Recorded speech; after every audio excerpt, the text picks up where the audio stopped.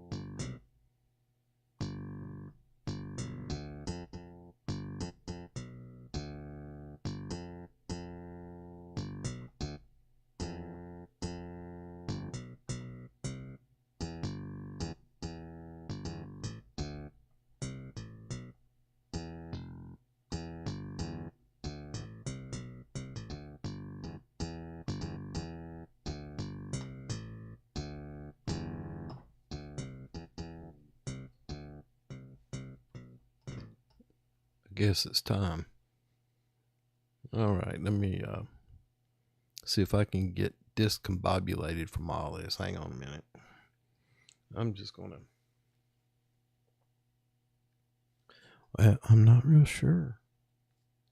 I think I'll just leave everything alone.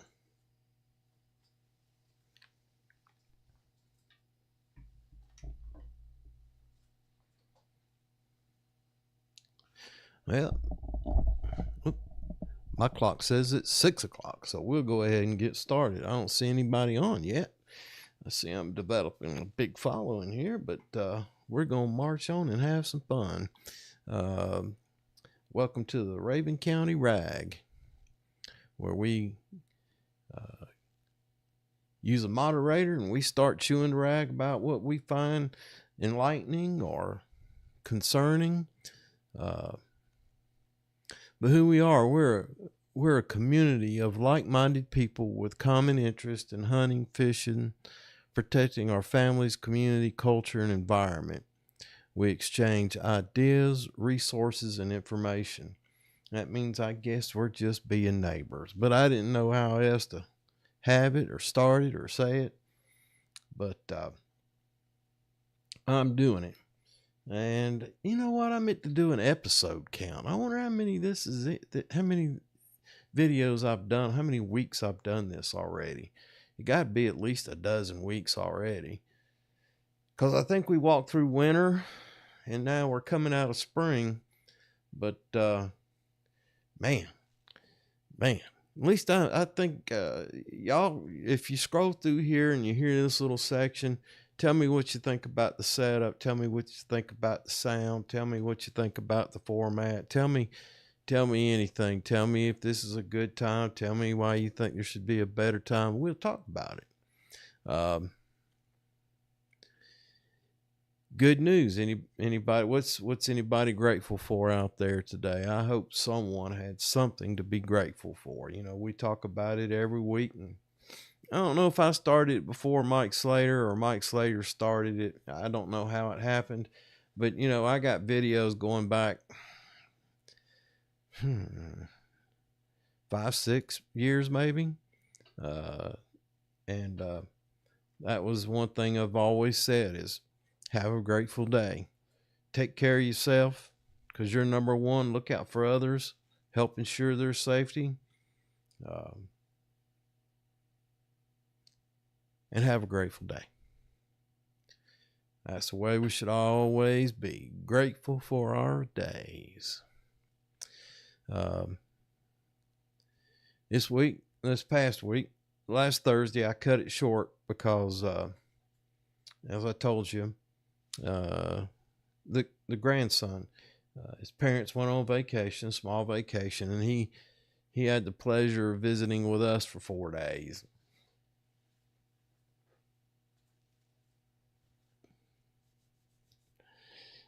I don't know if his grandmother's recovered or not. She did a lot more than I did with him. She did the bathing thing and the pampering thing and the picking up the toys things. I made him pick them up as he went. I didn't let him leave anything laying around. But grateful for his visit. It was a whole lot of fun. I got this I call it a scrap box in the shop. It's a cardboard box, and if I get to an end of a project or I bring a project home, I find out that it's more, the only thing it's value in it is its scrap value.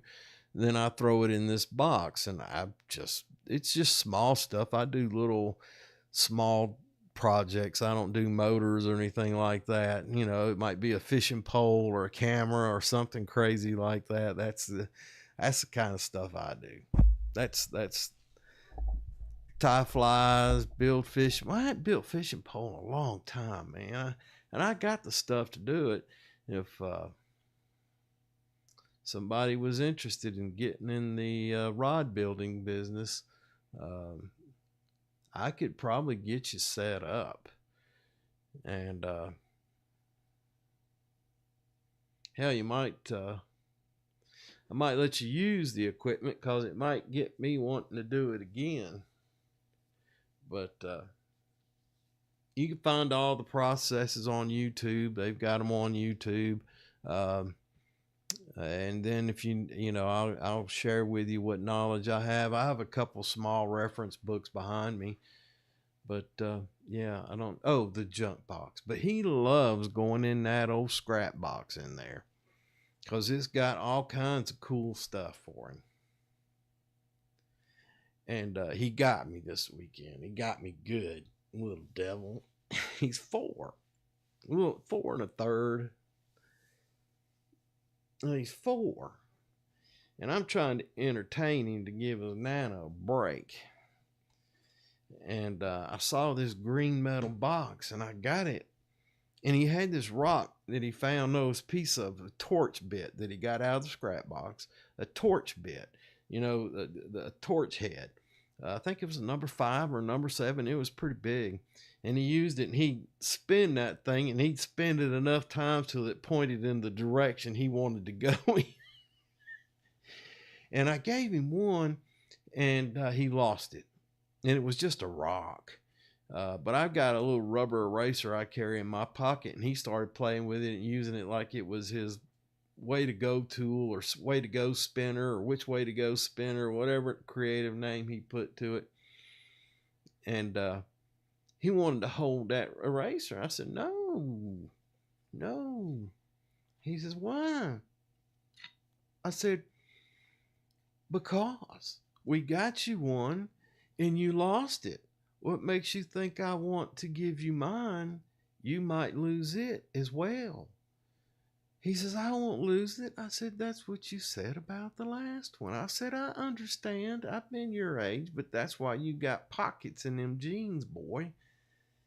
And so we was fooling around, and I found one of these little lanolin cans that got lanolin in it, and it was been cleaned out. And I said, hey, would you like a treasure chest?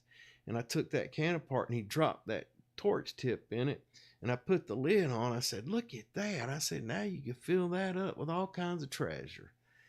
And I said, but wait a minute. Can you take the lid off? And he worked at it and couldn't get the lid off. I said, uh-oh. Hold on a minute. And under there, I've been keeping all kinds of nut cans and coffee cans and all this stuff. It drives my wife insane. And I said, I might have one.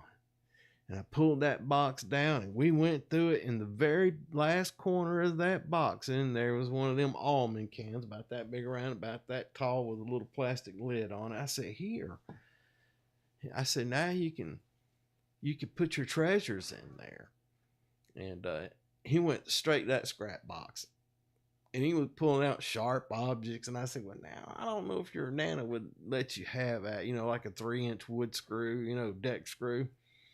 I said, you better not do that. And he took a stick pin. And I said, well, if you fell on that, it wouldn't go clean through you like that nail would.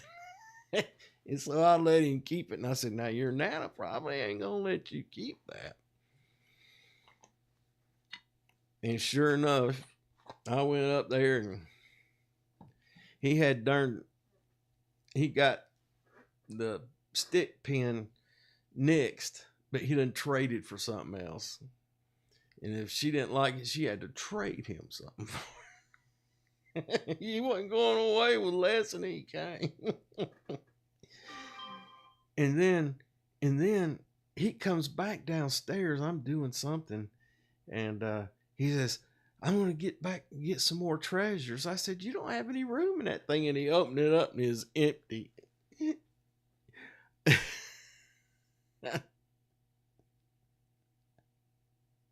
I said, oh, you done sold the booty and come back and get some more treasure, have you? He looked at me and he just said, yeah. And so I said, we've got to change the rules. And instead of saying 5 or 10 or something like that, I said, if you fill it up again, anything else you put in there, you have to take something out. I should have told him 10 things, and then he had to take one out. But anyway, he got the message. But he had to show his mom and daddy everything he darn collected. out of a junk box. Hey, man, you know, it's got to be cool being a kid that age. You know, it's got to be cool. Anyway,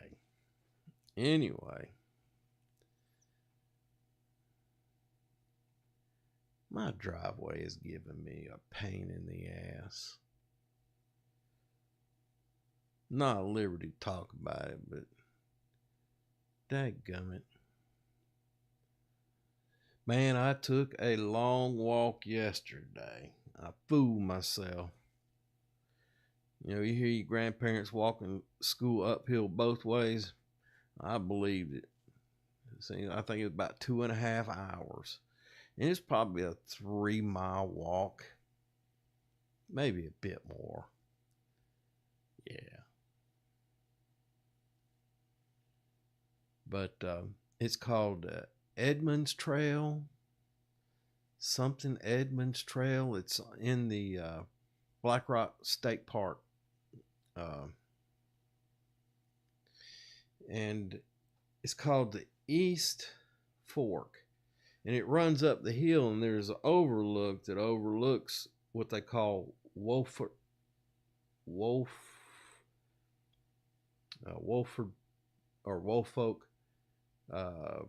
Valley, where they have agriculture going on in there, some cattle, some farming operations, some chicken houses, things like that, you know. And you can look off in there, and there's a couple manufacturing places in there too, you know, warehouse type, light industrial buildings.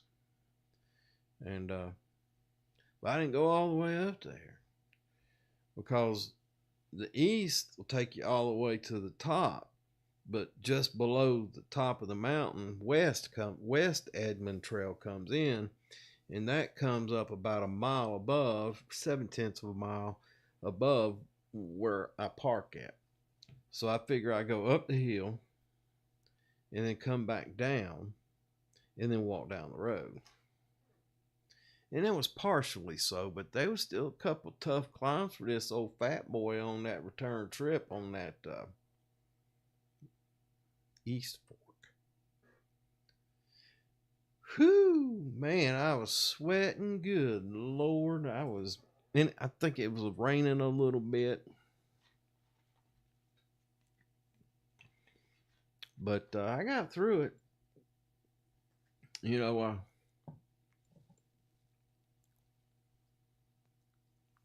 as of late, what time is it? Shoot, I got plenty of time. As of late, I've just been walking a relatively, well, it's gotten easier since I've been doing it a while. Relatively easy trail. And I got this walking stick. Let me show you this thing.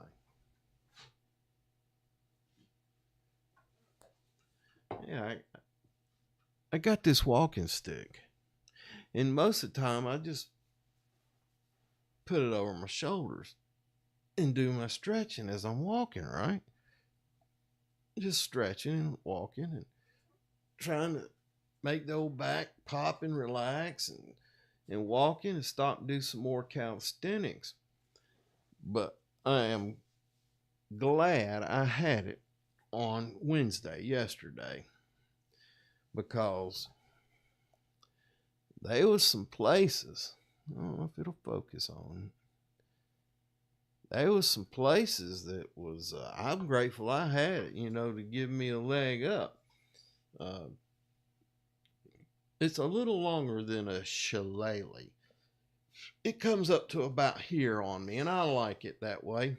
And I don't even remember where I've got this thing. I've had it for years and years and years, but I have no idea whether I found it or I bought it. But it seems to be a nice firm stick. And if I didn't know any better, I would think that was cherry. And I can't tell whether it's been finished or not. I brought it in for another reason I'll tell you in a minute. But I was thinking it could use a good, because it stays in the truck. in the back seat. But it looks like it could use some boiled linseed oil on it. So that's what I'm going to do, try to bring some of those outside fibers back to life.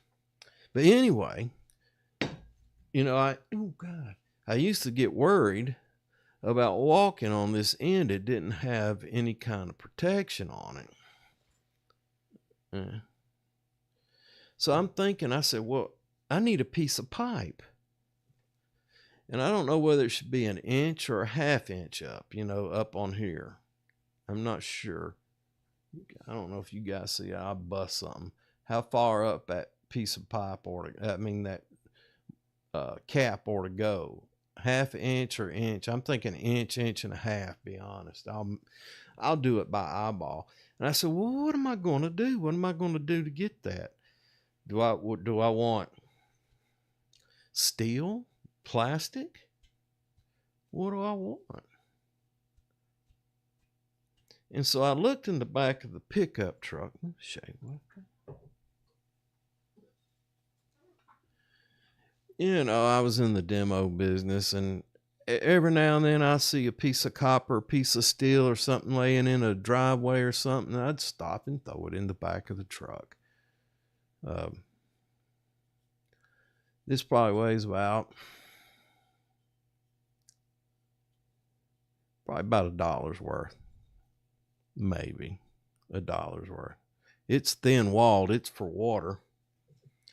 But I looked at it and I said to myself, that looks about the same diameter. And so I'm not sure exactly how I'm going to do it yet. But what I'm thinking is, take the pipe cutter and cut out a section that is the radius of the pipe plus 1.5 inches.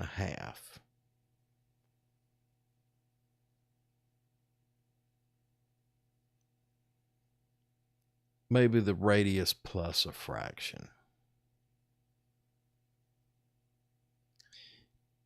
And add it to 1.5 inches. And that'll give me a length of pipe.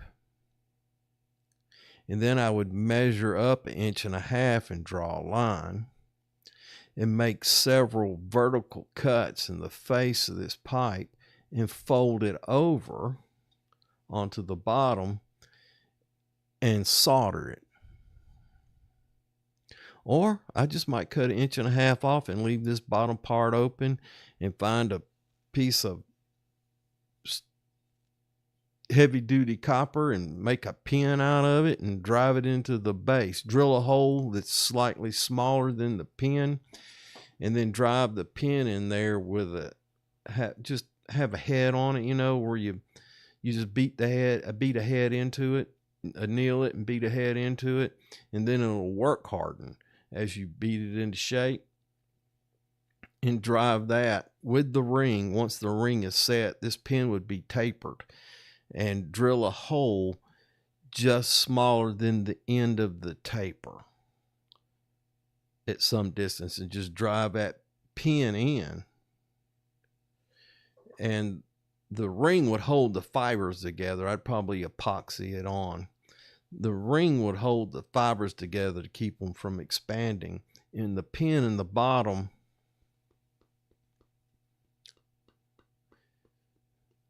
would prevent wear on the bottom. But now that I think about that, if you're trying to grasp onto a rock, put some pressure on a rock, I'm not sure that a pin is a good idea. It may reduce the friction to get you a good grip on that rock. If you're climbing across a rock face and it's at a pretty good angle, you want something downhill as you're pointing uphill to throw out in front of you and walk past it and give you a third leg, so to say. Uh, anyway, that's if y'all scroll past this and see me talking about this crazy thing, I use it every at least 3 times a week. I've got it in my hands. Yeah, yeah, you can see where the wear is here and here. You can see the wear, and I have it across my shoulders. Yeah, that needs some attention. I'm gonna give it some. Maybe I'll see it next week. Who knows? The weekend's coming up.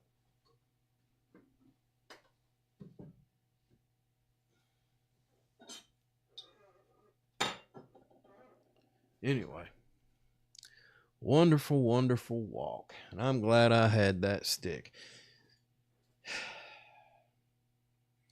At some point on a trek like that, especially when you're out of shape and you could just turn around and go the other way and it's all downhill, and you know what's in front of you versus not sure what's in front of you if you continue on the path you're on.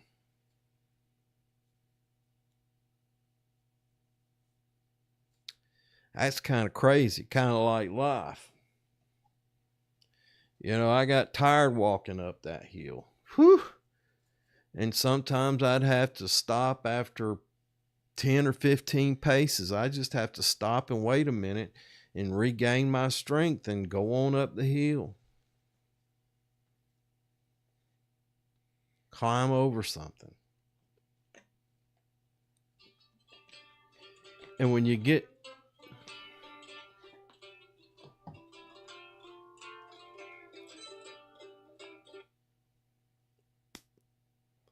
hello.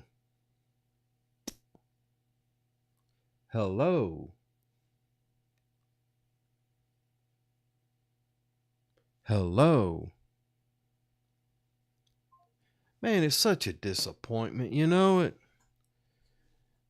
If you're going to call me, talk to me and give me an opportunity to harass you right back. Don't be such a coward. Anyway, on with the hill climbing expedition. Related to it is a lesson in life. Now, I've had plenty. Some of you young folks might see this. You might learn a little something. But I had to quit every 10 or 15 steps sometimes just to continue on. And every time it seemed like I had that thought, just turn my big butt around and march down the hill and be in the truck and get me a drink of water and a cup of coffee. And then as each time I would stop, I would look around and I would admire God's creation I was standing in.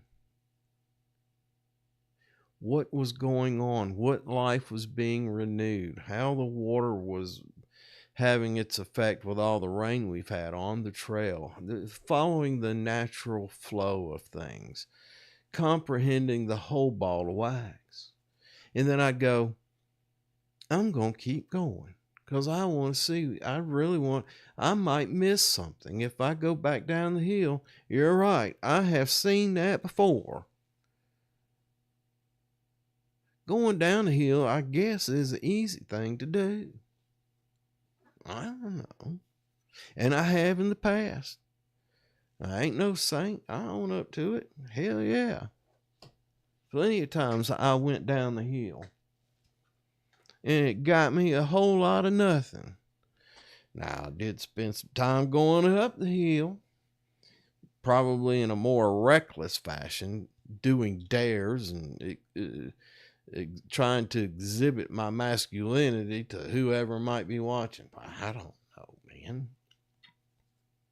But when you get to the top of that fork that I was on, I forget which fork it was, and you turned onto the other one, it was great because it was running along the top of a ridge. It was almost flat, just slightly downhill and then some slight uphills. And then you had to go over another saddle. And I'm thinking, oh my God, am I going to make it? And I said, well, find your body here. Then if you don't, that's just the attitude I had at that point. Because I wasn't quitting. And thought I saw the road a couple times. I was wrong. Finally saw the road, and it was a big climb down to the road, and got on the road, and the road's downhill. You's in a hurry to get to that truck, but you know better at your age and your weight, you ought not be traveling too fast on this old gravel road. It could end up with you being in the ditch.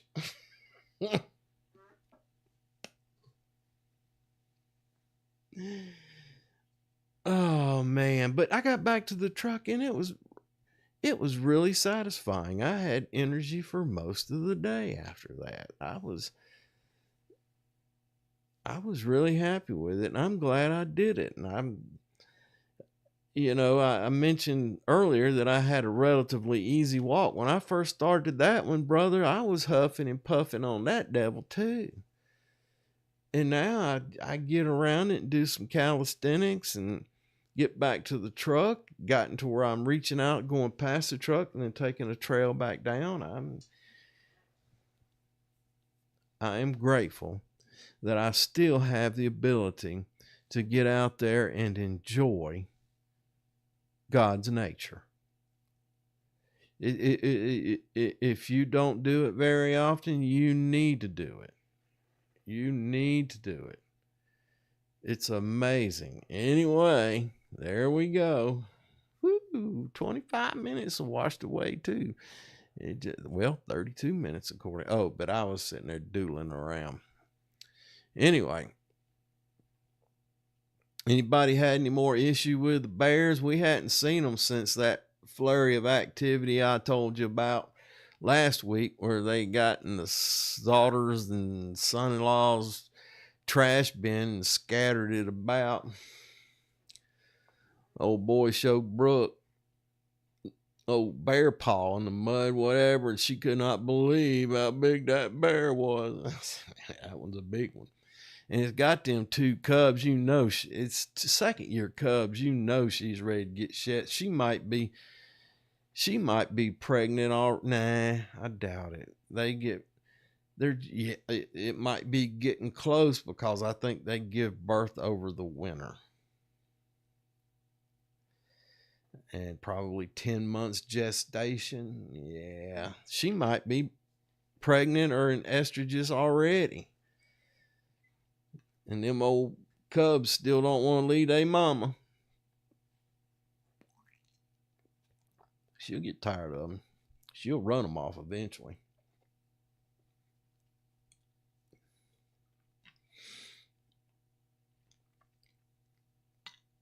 Well, I don't mind them coming around. My wife's upset and got her chicken. She won't get no more till we put up a fence or something. I really don't want to do that. I was thinking about buying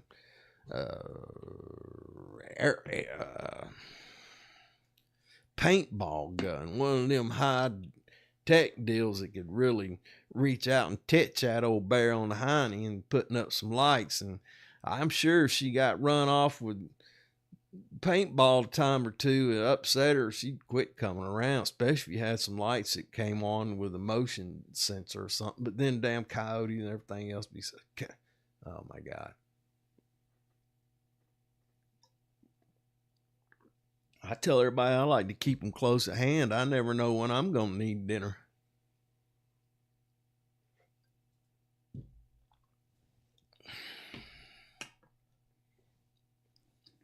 I ain't seen my turkeys in a while. Seen a couple buzzards.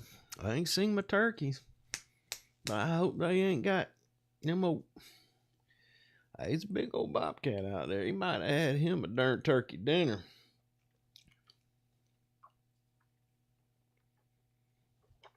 Or one of them coyotes I got out there. I wish I knew the coyote population. I haven't been paying much attention to it. I hadn't heard them much lately, though. I don't know how big their territory is, or... they always go to an easy food source. There might be somebody up there on the other side of the hill feeding them darn things. Show everybody, hey man, I live in nature. Look at these wild dogs. Well, I'm sure they are easily domesticated. A domesticated coyote. You never know, though, man. You make one of them things mad at you. So the bears, do's, and don'ts. I thought about getting a dog too, but it'd be like everything else around here. It won't be in the house instead of outside. Anyway, sit in the house and bark at something thinks you heard. You open the door, he's standing in the open door barking.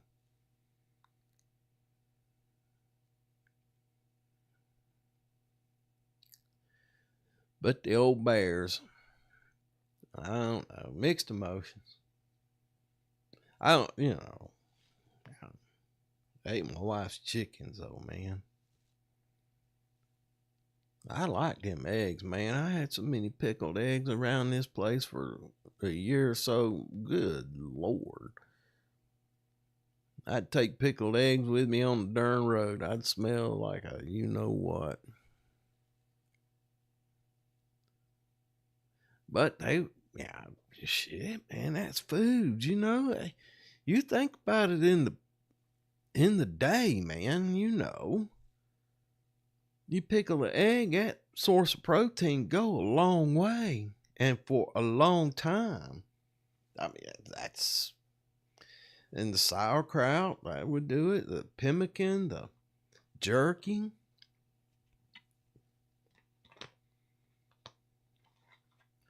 And then that's how we learned how to eat vegetables. Eating all that protein, you ain't getting no roughage. So you'd have to find some roughage to eat. And some old cat picked up some arugula and said, this is good. And he didn't die after a couple days. And every time he saw it, he started eating it. It didn't kill him. And finally his buddy said, let me try that. He even looked better, had better color on him. Eating them vegetables. Boy goes poop on a regular basis now. They's probably crowding in on him, trying to figure out what he's eating. Reminds me of a story.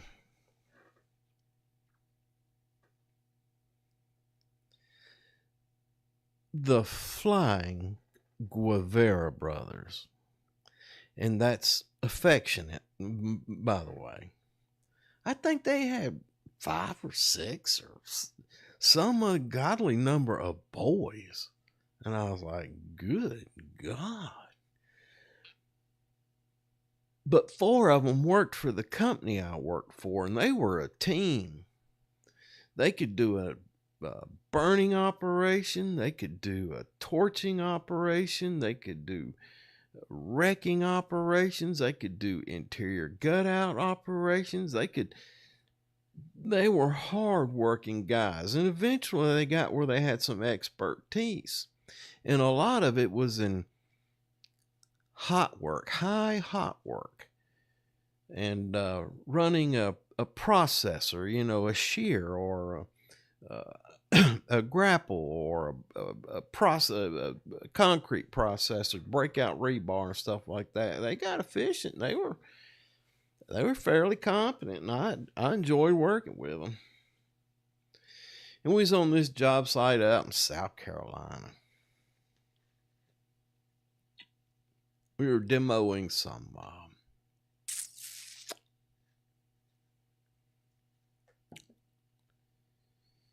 gas turbines. I don't remember whether they were oil or natural gas. I think they were natural gas because they had fast startup times. But after we demoed the bases and we did a bunch of other work, there were blackberries everywhere on this side. It was perfect condition for blackberries, and they just made a huge blackberry field just by natural consequence of the work that had to be done in the sloping of the land for runoff and all this stuff. And it was a dull job, and I would walk 3 or 4 or 5 miles a day just walking around the site doing security. That's the only thing, these guys knew what they were doing, but the contract required safety guy was there, and I was there doing all the safety guy stuff, And the blackberries started blooming, and they started coming in, and I'd walk, and I'd come back, and I'd be eating them blackberries. And they said, "What are those?" "They're from Guatemala. Blackberries, native fruit that grows here." I go, "Really?" Hell, they ain't ever seen a white man who had to live off the land.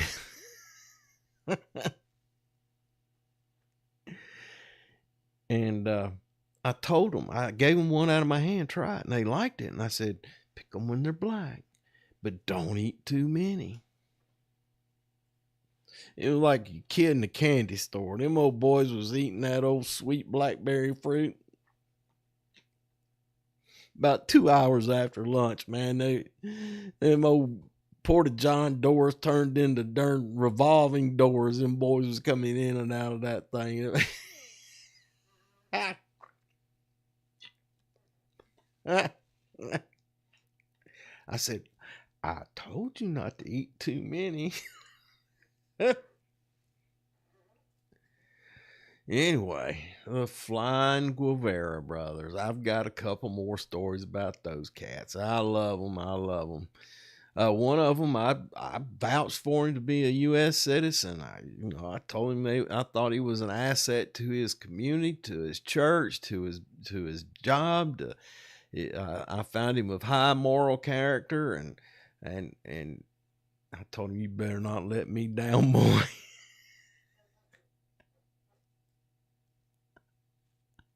I see him on the old, what's that thing? Where they want to be friend Facebook. And I'm on there, but I know, man. You put yourself out there and somebody says, "Hey," and you go click, and then all of a sudden they're on there, and you see everything they're going on in their life. And I'm excited for them. That's great. But I got to be spinning wheels myself. You know what I'm saying? I got to learn something, do something, just to give me something to do. Maybe train up some young men to be leaders. I don't know. That's what I'm not a wealthy man. I never, maybe once I thought I thought I could win the world, and then I realized that you're going from building to building to building.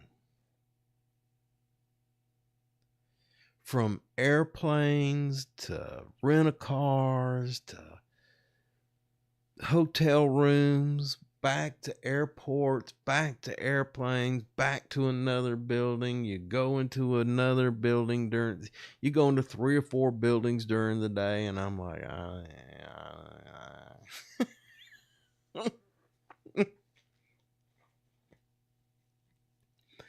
If I have somebody call me up now and they say, "Hey man, can you help me?"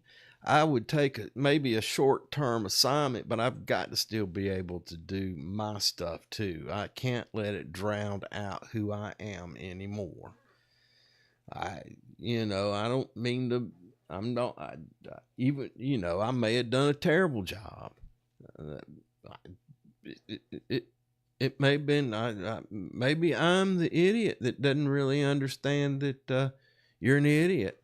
And I've thought about that. I really have.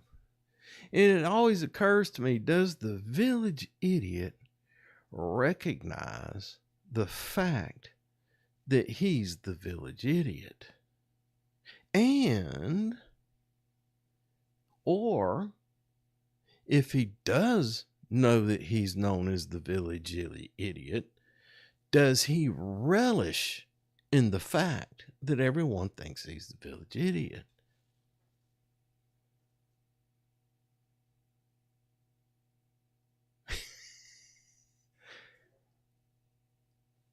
time is running short. But someday I'll have to tell you about the wiffle golf balls.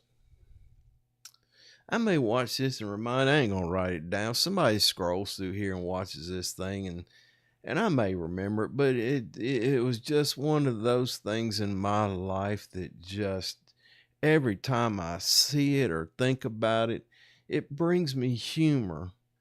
But anyway, the wiffle golf ball story. One thing we need to talk about, be vigilant about, is the visitors. Thank you for coming to our community. We hope you enjoy your stay. We try to provide a clean, enjoyable environment for you and your family or friends to come up and have a good time. But please remember that this is our home. And we want you to respect it as such. And we promise that if we ever visit in your community, we will behave in a like fashion. Things like pick up our trash, don't throw things in the street, don't poop on your sidewalk, don't let your dogs poop on your sidewalk. We wouldn't do that to you. We wouldn't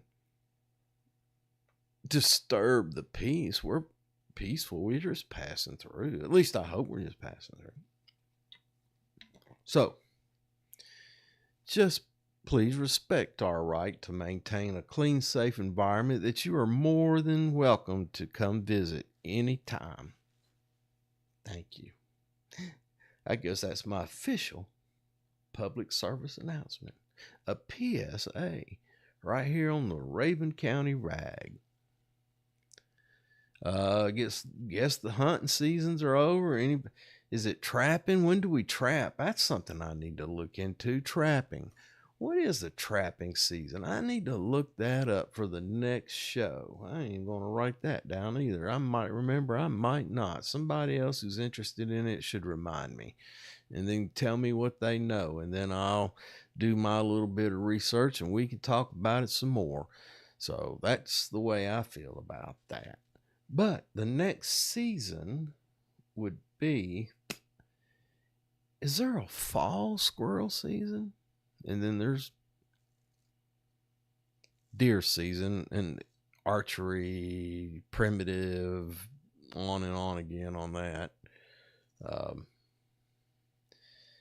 Dove, that comes in like September, right after harvest. I'm sure it's right after harvest. Dove. Man, I've only seen one woodland grouse since I've lived in this area. And it was way on the other side, on the west side of Lake Burton, off one of the tributary roads up there going to the National Forest. And it was after a big burn. So I bet they did like that, cleared out some of that brush. But anyway, the fishing, man, alive. You see everybody out there fishing. They're out there catching them. You see them even up in north now. They're hooking them. They're getting going.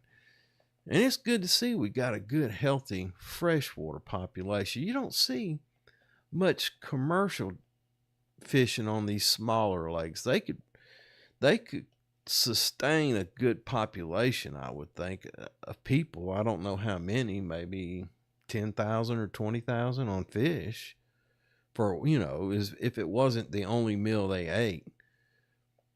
And do we ever think about that? The collapse of the agricultural system where everybody had to go back to what their local farmers could produce. Woo! Man, you talk about some challenges. It'd be collard greens and squirrel for me, I'd imagine. As long as I can get me a darn bag of salt every now and then. I can give up the sugar. I'd like to have that coffee and flour, but I need that salt for them old wild game and them greens, man. I gotta have the salt for that. I can live on water, but I gotta have the salt. I gotta have the salt. I can do without the other stuff. Boy, but could you imagine going weeks and then you get a pound of coffee? Man, man, what are you talking about? It wouldn't be like this where you're just microdosing. It would be like, woo, man, let's go cut some firewood, Jed. But anyway, man, the rain. Last week I think I said that we had 10 inches in 72 hours. We've had more, again, just steady rain. Well, it's not been as steady, not as much rain, but it sure interferes with any kind of, it keeps the rivers washed out. Not too bad, but keeps the darn garden wet, and I'm starting to worry my old plants might drown to death out there. Boy, I walked out there today, and I had some holdover collard greens from last year. I just didn't dig them up. I just left them out there all winter long. And boy, they produce some of the prettiest greens right now. I should take a picture. I'm thinking I need to make me a collard green dinner is what I need to do. I got some smoked meat up there in the refrigerator and a couple onions. I think I can make that happen. Yes, sir. I might let y'all know about that next week. Might have some cornbread too. It'd be hot, but that's all right. Collard greens, shoot. Scrounge around the freezer. Find a piece. I got the pork fat though. I got some smoked meat. Shit. I got everything. I got garlic.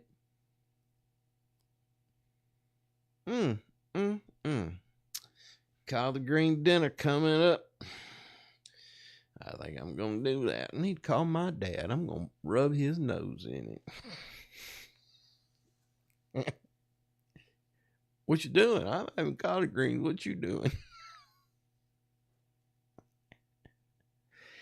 Anyway, back on the... Yeah, some of my melons and squash didn't cut it, man. They're looking rough out there. They may not recover. Now that bunny rabbits might be out there partaking in my darn greens and fresh vegetables and all that. But it might be rain. So I got some more started, and I didn't have much germination rate even in the basement. It might be just too wet.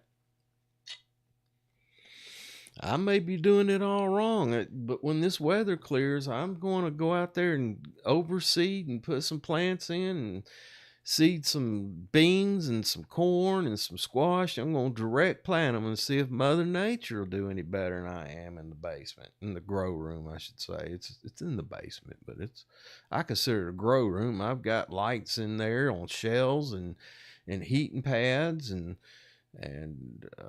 I'm in there when it's a cellar. It's a root cellar. It is a 3-sided with a block wall, and that temperature in that root cellar is the temperature of the soil outside the house. It stays about 55 degrees all winter long. And then it'll get up when the ground starts heating and it'll get up to about 70. So it's good for dry storage. And right now I've got a freezer and refrigerator in there. I ought to be there's some dry beans and things like that, but I need to have some water storage in there. I need to take the grow room business out and install more dry storage, dry food storage, and put a better door on it. Right now, I just got a curtain on it. Yeah, it's a curtain. It's white on the inside and dark on the outside.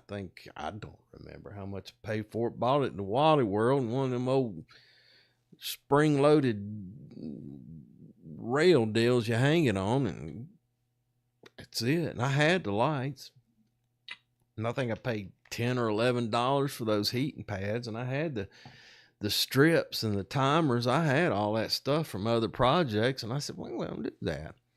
And I reorganized the basement, built shelving in the basement, gave me an extra rack. I took that rack and put it in there. I intention to do that. I have thought about building a greenhouse. So I got a pretty nice space. I'm either going to build a greenhouse or plant a fig tree there. I think that'd be a good place for a fig tree. So I may end up doing that just to see if it takes off. I'd like to have some fresh figs around here. They grow fast. They're healthy. They're loaded with vitamins and nutrients, and they're plentiful. You can store them dry and store them long term. You could can them. You can do all kinds of things with them. Anyway, that's what I would like to do if I ever get the time or the money or whatever I think I need to get it done. Anyway, don't forget we're running close. Well, we got 10 minutes.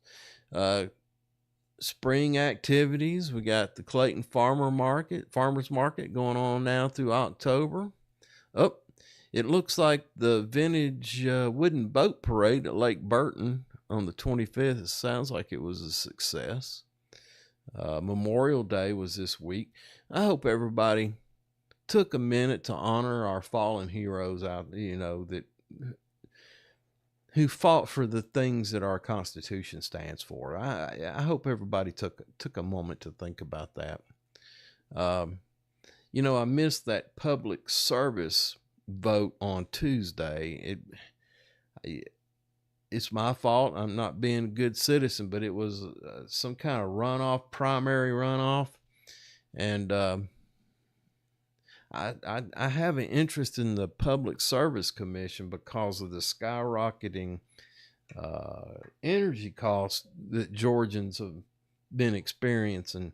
And part of that deal, I am sure, I don't have proof of it, but knowing what I know, how people operate, these huge data processing centers that they're putting in the region, those devils require enormous amount of energy. And I'm sure that Georgia Power doesn't have a bit of trouble giving their money to whoever's going to pay them. And the state of Georgia might be doing that through incentives and tax incentives and all this, which would help them with their power bill by placing additional cost onto the general customers. Sadly, this world is all about turning the race into artificial intelligence, into something that's occupying a great deal of resources. They've turned it into the intelligence race. AI race to see who can get to the singularity faster. I'm not sure that that's going to help humanity. I think right now we have some people out there doing a good job, and maybe the faster computers might help us get somewhere. I don't know where they want to go. Elon wants to go to Mars. Good for him.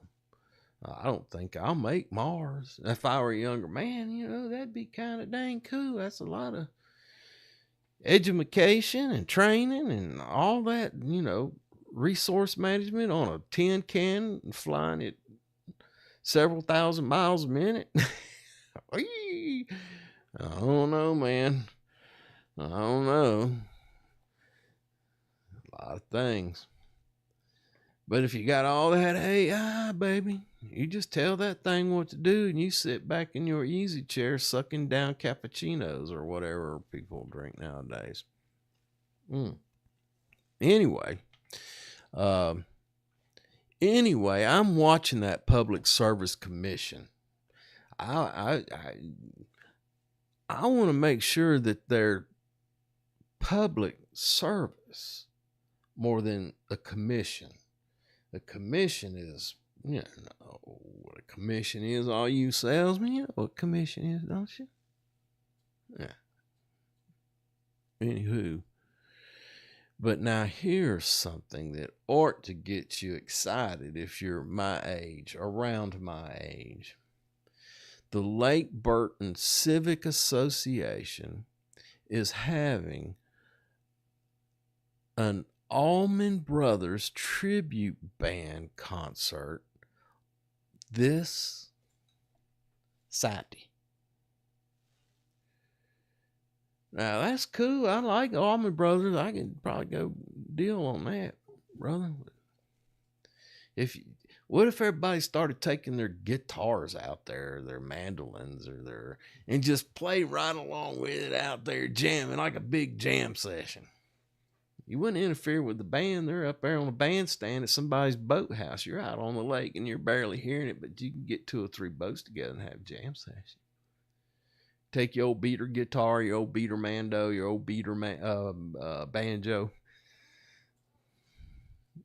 Old guy with a couple drumsticks beating on the side of the boat. Anyway, but that if I had a boat, because you're going to have to attend it and look at it from a boat, because they're having the bandstand on a boat, on whoever's boathouse, and you get to drive up your boats and get within hearing distance and, congregate around in boats and all that. But it does sound cool. If I had a boat, I would certainly, man, that'd be a lot of work, but I might try that, But if you had a boat, that'd be a good opportunity to go out and enjoy it. The only thing is, there are no speed racers out there on the lake. They get a concert and they got to go out there and show out, and the boats are rocking and them boats is flying by, and I don't know, bro. Unless it's off in a cove, then that'd be pretty cool. Anyway, if you're scrolling through here and you got a boat and you want somebody to go out there and just have a good time with you, I don't need to drive no boat. I can just ride the waves, man. Just wave at everybody, tell them how happy I am to see them. Anyway, for information, you need to contact the Lake Burton Civic Association. That's who you need to call. Don't call me. I don't know nothing about it. I'm just passing along. But it does sound like a good idea. Somebody got a boat, a kayak. Boy, sitting on your ass all that time and have to paddle out of there, unless you got one of them jet-powered kayaks. Now you can get on in there and have front row seat because you little, and then get on up out of there before anybody else can because you got a jet on your kayak. You might even be able to stop and do a little fishing. Still beat them home. Remind me to tell you the story about the jet-powered kayak sometime. Y'all think I make that stuff up. It's real, man. I think this one's real. Pretty sure it's real. Somebody else might have told me this. But I like it, and I like to use it. And then, of course, the Ramshackle on 7 June. I got a couple minutes here. 2025, that's in Clayton, Georgia, and I talked about that. If it was a bluegrass festival, then I'd certainly make time in my calendar to go check that out.